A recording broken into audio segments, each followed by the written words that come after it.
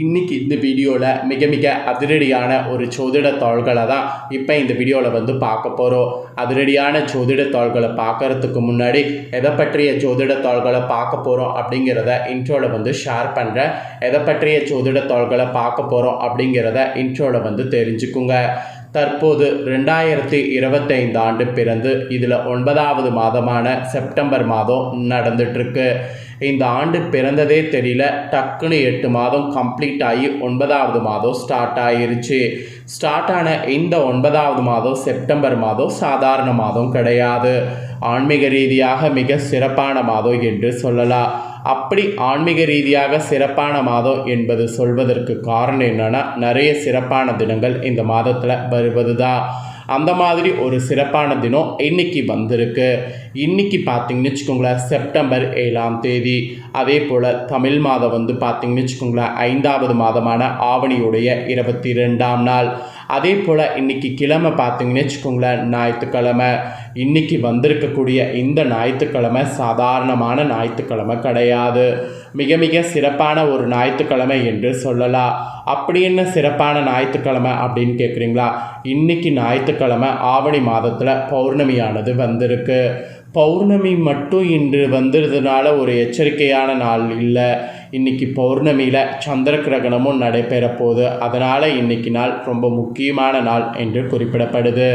So மற்ற பௌர்ணமியை விட ஆவணியில் வரக்கூடிய பௌர்ணமிக்கு அதிக சிறப்பு இருக்குது.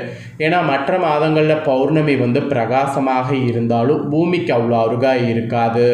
ஆனால் ஆவணியில் வரக்கூடிய பௌர்ணமியில் நிலவு ரொம்ப பிரகாசமாகவும் பூமிக்கு அருகில் அதிகமாக தெரியும். அதனால் இந்த ஆவணி மாதத்தில் வரக்கூடிய பௌர்ணமி மற்ற மாதங்களில் வரக்கூடிய பௌர்ணமி காட்டிலும் அதிக சிறப்புடையது. ஸோ இந்த ஆவணி பௌர்ணமியுடைய சிறப்பையும், ஆவணி பௌர்ணமியான இன்னைக்கு வந்து கிரகங்கள் சேர்றதுனால இனி வரக்கூடிய நாட்கள் உங்கள் ராசிக்கு என்ன மாதிரி பலன் கிடைக்குங்கிறதையும் இந்த வீடியோவில் சொல்ல போகிறேன். ஸோ எந்த ராசிக்கு பலன்கள் சொல்ல போகிறேன்னா, சிம்ம ராசிக்கு பலன்கள் சொல்ல போகிறேன். சிம்மம் ராசிக்காரங்க இந்த ஒரு வீடியோவை ஸ்கிப் பண்ணாமல் பாருங்கள். உங்கள் ராசிக்கு என்ன பலன் கிடைக்கும் அப்படிங்கிறத தெரிஞ்சுக்குங்க. அது மட்டும் இல்லாமல் உங்கள் ராசிக்கு என்ன மாதிரியான பரிகாரம் செய்தால் உங்கள் வாழ்க்கையில் நல்ல முன்னேற்றம் ஏற்படுங்கிறதையும் தெரிஞ்சுக்குங்க. ஃபஸ்ட்டு ஆவணி பௌர்ணமியுடைய சிறப்பையும் இன்றைக்கி ஆவணி பௌர்ணமியில் பண்ண வேண்டிய பரிகாரத்தையும் சொல்ல போகிறேன். முதல்ல சிம்ம ராசிக்காரங்க அதை தெரிஞ்சுக்குங்க. நெக்ஸ்ட்டு உங்களுக்கான பலனை இந்த வீடியோவில் அதிரடியாக பார்க்கலாம். இன்றைய தினம் ஞாயிற்றுக்கிழமையோடு சேர்ந்து வந்திருக்கக்கூடிய அற்புத பௌர்ணமி திதி. ஞாயிறு என்றால் சூரிய பகவான். நமக்கு பணத்தையும் நகையையும் சக்தி அளிக்கக்கூடியவர் இவர். ஸோ இன்றைக்கி பௌர்ணமி திதியில் மகாலட்சுமி வழிபாடு செய்தால் நம்ம வீட்டில் செல்வம் பல மடங்காக பெருகும் என்பது நம்பிக்கை. ஸோ இந்த நாளில் வெற்றி கொடுக்கக்கூடிய வெத்தலையை வைத்து ஒரு சிறப்பு பரிகாரம் நாம் செய்யணும். ஆக்சுவலி ஆவணி மாதம் பெருமாளுக்கு விநாயகருக்குரிய மாதம். பெருமாளுடைய அவதாரங்களான கண்ணன் அவதரித்ததும் விநாயகர் பிறந்ததும் இந்த மாதத்தில் தான். இத்தனை சக்திகள் இருக்கக்கூடிய இந்த மாதத்தில் இன்றைய தினம் வந்திருக்கக்கூடிய இந்த பௌர்ணமி ரொம்ப முக்கியமான பௌர்ணமி. ஸோ எளிமையான ஒரு ஆன்மீக சார்ந்த பரிகாரத்தை இன்றைக்கி நாம் செய்கிறதுனால நம்ம தலையெழுத்து மாறுங்கிறது சொல்லப்படுது. ஸோ இன்றைக்கி பௌர்ணமியில் வெத்தலை வைத்து செய்யக்கூடிய பரிகாரத்தை தெளிவாக தெரிஞ்சு மறக்காமல் பண்ணி பயன்பெறுங்க. இன்று மாலை 6 மணி அளவில் நிலவு உதயமாகக்கூடிய சமயத்தில் இந்த பரிகாரத்தை செய்யுங்க. உங்கள் வீட்டில் வெட்ட வெளியாக இருக்கக்கூடிய இடத்துல அமர்ந்து கொள்ளுங்க.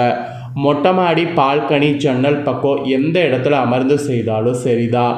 ஸோ சுத்தமான மஞ்சத்தூள் எடுத்து ஒரு கிண்ணத்தில் போட்டு தண்ணீர் ஊற்றி நல்லா கரைத்து கொள்ளுங்க. மஞ்சளில் கட்டி இருக்காத மாதிரி கரைத்து கொள்ளுங்க. அந்த மஞ்சளில் வந்து விரலில் தொட்டு எழுதக்கூடிய அளவுக்கு அதை கரைத்து தயார் செய்து கொள்ளுங்க. அப்புறம் ஒரு அழகான வெத்தலை எடுத்துக்கொள்ளுங்க. உங்களுடைய வலது கை ஆள்காட்டி விரலில் இந்த மஞ்சளை தொட்டு வெத்தலையில் மகாலட்சுமி தாயை மனதார நினைத்து ஒரு முறை ஸ்ரீம் என்ற வார்த்தையை எழுதுங்க. வெத்தலையை எழுதுனதுக்கு பின்னாடி ஒரு தாம்பலத்தட்டில் மேல் வைத்து இந்த வார்த்தையை எழுதிவிட்டு மகாலட்சுமி நினைத்து இந்த ஸ்ரீம் என்ற வார்த்தையை மனதிற்குள் மந்திரமாக ஜபிக்க வேண்டும். 5 நிமிடம் ஆள் மனதில் மகாலட்சுமி நினைத்து இந்த மந்திரத்தை சொல்லுங்கள். அப்புறமேட்டு நீங்கள் அடுத்ததாக வந்து என்ன பண்ணுங்கிறத சொல்கிறேன்.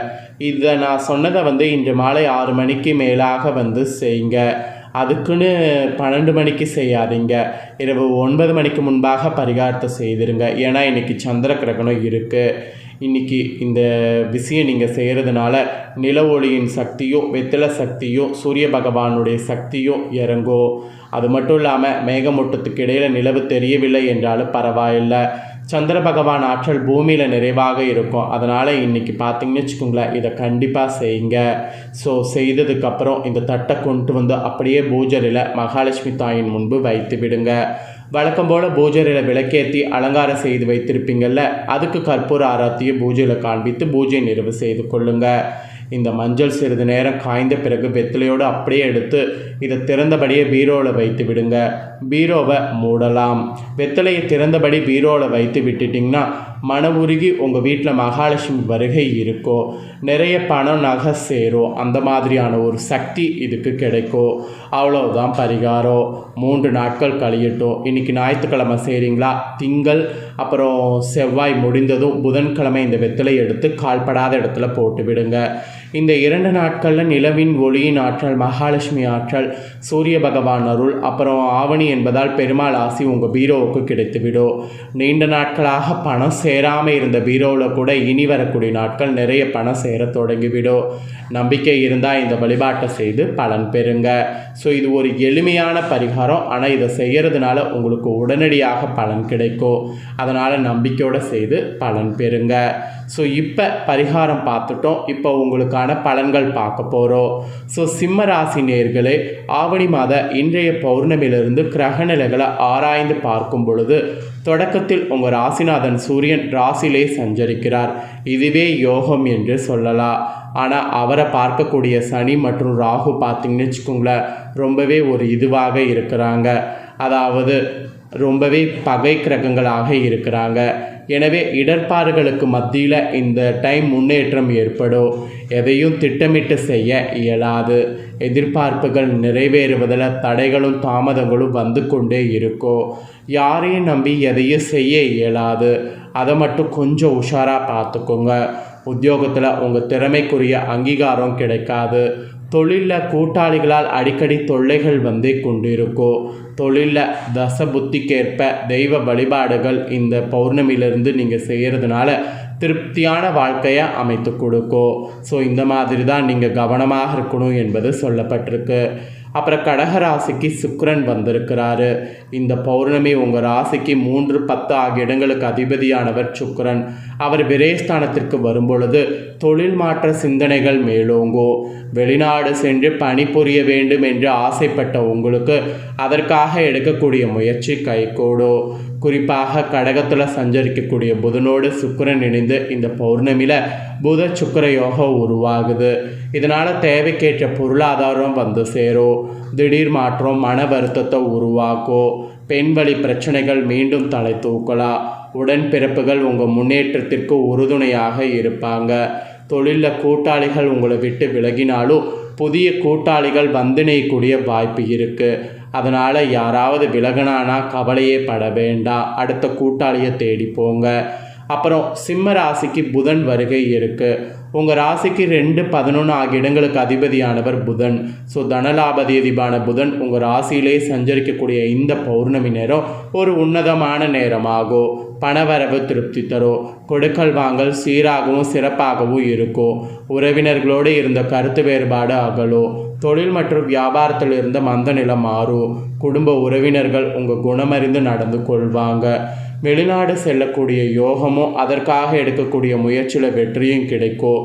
பிரிந்து சென்றவர்கள் மீண்டும் வந்து இணைவாங்க. இளைய சகோதரத்தோடு இணக்கம் ஏற்படும். குறிப்பாக வருமான உயரும். இந்த நேரத்தில் கடன் சுமை குறைய வழி பிறக்கும். வாங்கிய கடனை கொடுத்து மகிழ்வில்லாம். அப்புறம் வழக்குகள் உங்களுக்கு சாதகமாக முடியும். ஸோ இந்த மாதிரி சாதகமாக கூட நிறைய இருக்கும். ஆக்சுவலி உடன்பிறப்புகளால் ஏற்பட்ட பிரச்சனைகள் அகலும். பஞ்சாயத்துகள் கூட உங்களுக்கு சாதகமாக முடியும். பொது வாழ்வில் இருக்கிறவங்களுக்கு இருந்த குறுக்கீடுகள் விலகும். வாடகை கட்டிடத்தில் உள்ள தொழிலை சொந்த கட்டிடத்திற்கு மாற்றக்கூடிய முயற்சி நீங்கள் செய்தால் அது கைகூடும். இந்த மாதிரி நீங்கள் பண்ணக்கூடிய சிறு முயற்சிகளுக்கு பெரிய வெற்றி கிடைக்க வாய்ப்பு இருக்குது. ஸோ உங்கள் ராசிக்கு இந்த பௌர்ணமியிலேருந்து இதுதான் பலன் என்பது குறிப்பிடப்பட்டிருக்கு. ஸோ குறிப்பிடப்பட்டதை தெளிவாக உங்களுக்கு ஷேர் பண்ணிட்டேன். ஷேர் பண்ணதை நீங்கள் தெரிஞ்சிருப்பீங்க. தெரிஞ்சதுக்கேற்ப நடந்து பயன் பெறுங்க. ஸோ இதை நீங்கள் பார்த்தது போல் உங்கள் ஃப்ரெண்ட்ஸ் ஃபேமிலியில் இருக்கிறவங்க பார்த்து அவங்களும் பயன் பெறணும் அப்படின்னு நினச்சிங்கன்னா வீடியோ லைக் பண்ணி ஷேர் பண்ணுங்கள் உங்கள் ஃப்ரெண்ட்ஸ் ஃபேமிலிக்கு. உங்கள் ஃப்ரெண்ட்ஸ் ஃபேமிலியில் இருக்கிறவங்களும் சிம்ம ராசிக்காரங்களாக இருந்தாங்கன்னா இந்த தாள்களை தெரிஞ்சு இதற்கேற்ப நடந்து பலனடையட்டும். இதே போல் புதிய தாள்களை தெரிந்து கொள்ள சேனலை சப்ஸ்கிரைப் பண்ணுங்கள், கூட பெல் பண்ண ப்ரெஸ் பண்ணுங்கள். ஃபஸ்ட் டைம் பார்க்குறவங்க அதை நீங்கள் பண்ணிட்டீங்கன்னா இனி நான் போகிற மற்ற அப்டேட்டான எல்லா வீடியோஸும் உடனுக்குடனே தெரிந்து கொள்ளலாம். ஸோ மறக்காமல் பண்ணுங்கள். சுவாரஸ்யமாக வேறொரு வீடியோவில் உங்களை சந்திக்கிறேன். தேங்க்யூ.